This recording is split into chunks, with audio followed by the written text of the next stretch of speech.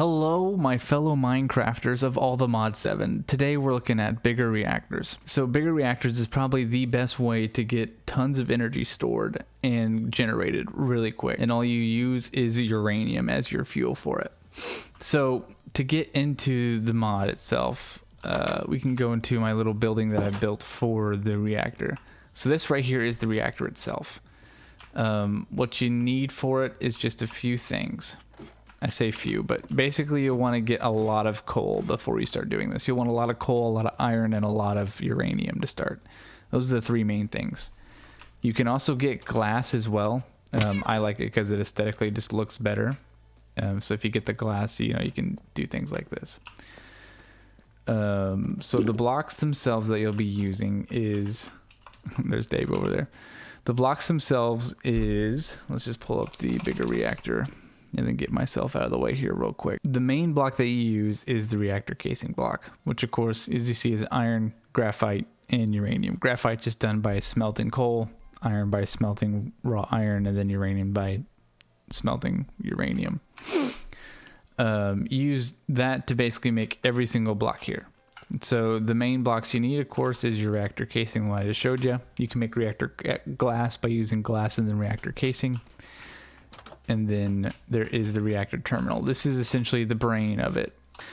A diamond, and then your reactor casing. Usually at the point where you're using energy, you're going to have at least one diamond. Here you'll see there are the control rods. These control rods essentially show how much uranium you'll use at once, or they'll be used to use your uranium. Basically, the more control rods you have, the more uranium you can use at once. These guys take just redstone, graphite, and reactor casing. A little expensive, but as long as you got a lot of coal and iron and uranium, you'll be fine. The access port, what this does is the fuel going into it. Access port. It's just piston, chest, reactor casing.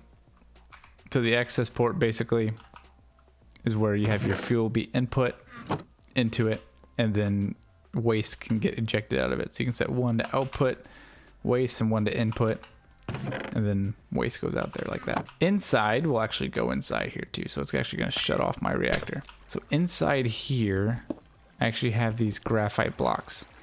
And the reason being is because graphite blocks are actually really good at keeping your uranium cool. So you see here that you have your reactor fuel rod. This is another block you'll need. You know how we saw the control rod?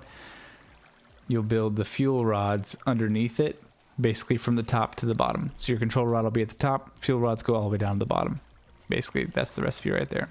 I line it up with graphite because that keeps it cool, and then I have water on the outside to keep the graphite cool. Just helps keep it cool. So then once you place everything in the right spot, you see that it all changes.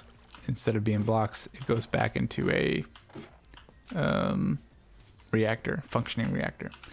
This right here is your power tap. So essentially what the power tap does is where your forge energy gets output. I have it going straight into a tesseract, which then gets output to actual fuel storage. And then so you've built your reactor, right? You got the reactor. Now what do you want to do? Like you just have it generate fuel or what? So here's a really cool thing.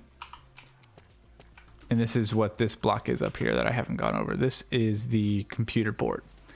So the Bigger Reactors has integration with CC Tweaked. What this does is it allows you to make a automation control for the reactor. So that way it's only producing a certain amount and not just continuously running. And so this program here allows you to, just basically automate it.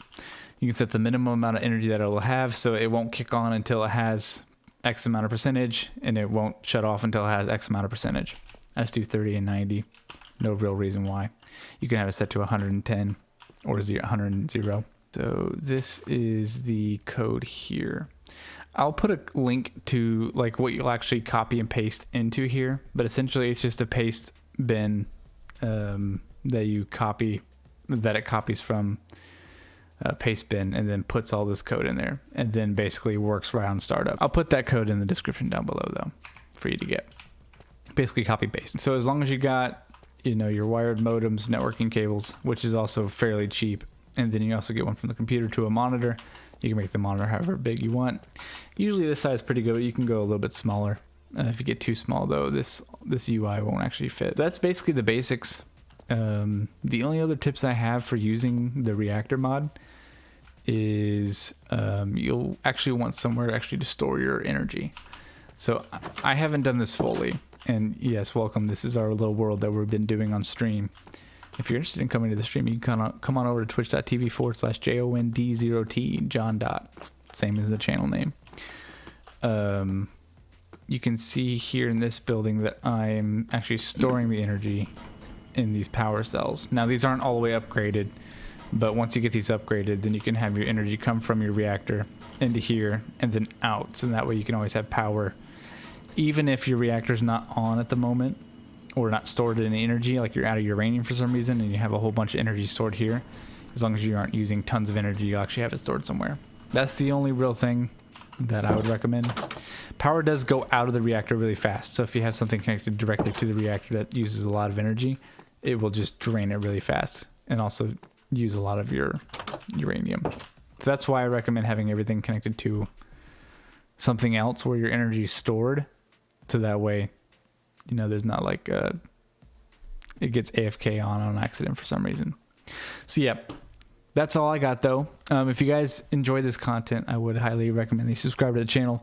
Also come on over to Twitch, twitch.tv/JOND0T. Link down below for all that.